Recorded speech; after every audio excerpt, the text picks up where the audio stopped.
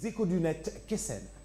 Eh bien, figurez-vous, Boubacar, que la toile est très patriote ces temps-ci. On va parler citoyenneté, insalubrité, ou plutôt salubrité. On va parler des efforts des citoyens pour accéder à la salubrité en banlieue avec ce tweet de Junior Diakhaté Ninch qui nous dit « Bravo à cette jeunesse rufisquoise qui vient de réaliser ce petit canal pour lutter contre les inondations dans leur quartier avec les moyens du bord. L'État, c'est nous, la citoyenneté en bandoulière » avec ces quelques photos que vous pouvez voir actuellement. Alors ce tweet m'a paru important parce qu'il a été retweeté 243 fois en quelques heures et liké 658 fois. C'est relativement remarquable. Sur les photos, on voit donc des dizaines et des dizaines de jeunes penchés au-dessus de cette rigole pour l'aménager, pour essayer de faire s'écouler l'eau parce que l'État, depuis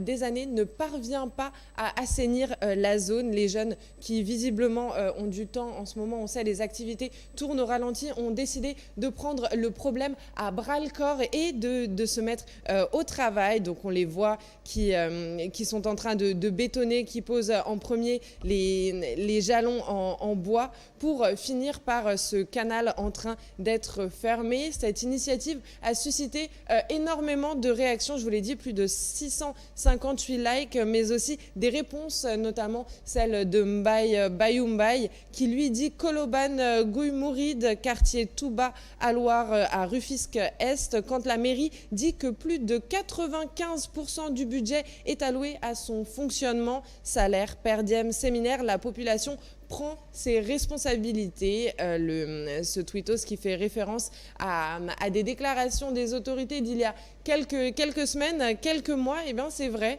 peut-être que la localité ne parvient pas à régler le problème de la salubrité. On se souvient des Clean-up Challenge, du Clean-up Challenge de Rufisque à la fin du mois d'avril de l'année dernière, avril 2019, il me semble que c'était vers le 28 ou le 29.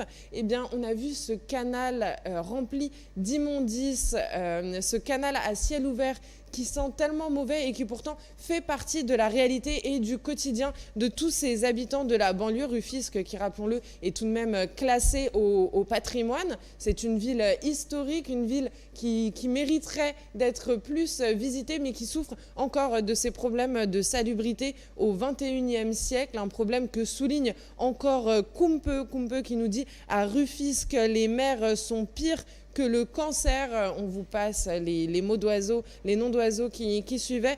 Comment peut-on vivre avec plus de 26 km de canaux à ciel ouvert, de l'insalubrité, l'absence de routes secondaires, et pendant ce temps-là, le maire nous traque pour des histoires de taxes. Un avis qu'ont partagé plusieurs tweetos qui là aussi ont retweeté ou ont liké ce poste. Effectivement, il revient à chaque citoyen de participer à la vie de la communauté en payant des taxes, mais il appartient également à la municipalité d'assurer un certain nombre, de cocher certaines cases des conditions de vie de ces citoyens. Ce n'est pas le cas pour des raisons pratiques, pour des raisons de volonté. On ne s'attardera pas sur le sujet, mais en tout cas, le fait est que les populations ne peuvent plus vivre dans ces conditions et que, vous l'avez vu sur les photos, les jeunes ont décidé de prendre le problème à bras le corps. Et on termine avec ce tweet de Pa Diabel Mbaye qui lui nous dit « Espérons que la population ne le transforme pas en dépotoir d'ordures ». C'est un tweet à destination, je dirais, de l'avenir qui a été liké 14 fois parce que ces grands canaux, les canaux qui eux normalement sont gérés par l'UCG, par la municipalité, par le gouvernement, eux se sont transformés en véritables fleuves d'ordures. Espérons que ce ne soit pas le cas. On a tendance à dire que l'on dépense moins quand il s'agit de notre argent, que l'on salit moins quand c'est chez nous, mais en espérant que nous déterrions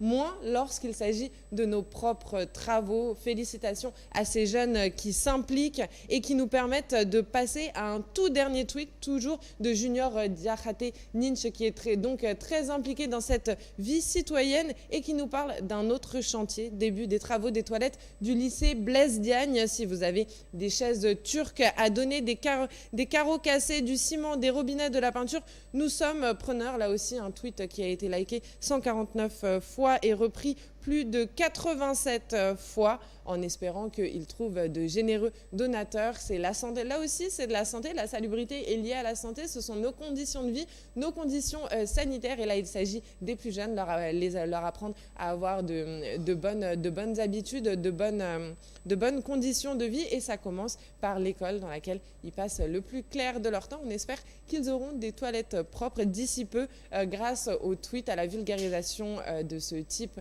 d'entreprise et surtout au travail de tous ces citoyens qui s'engagent chaque jour un peu plus là où l'État ne parvient pas à faire son travail. Merci beaucoup, Kessène. Ces questions de municipalité, les mairies sont pointées du doigt et ce n'est pas la première fois que les gens sont les populations.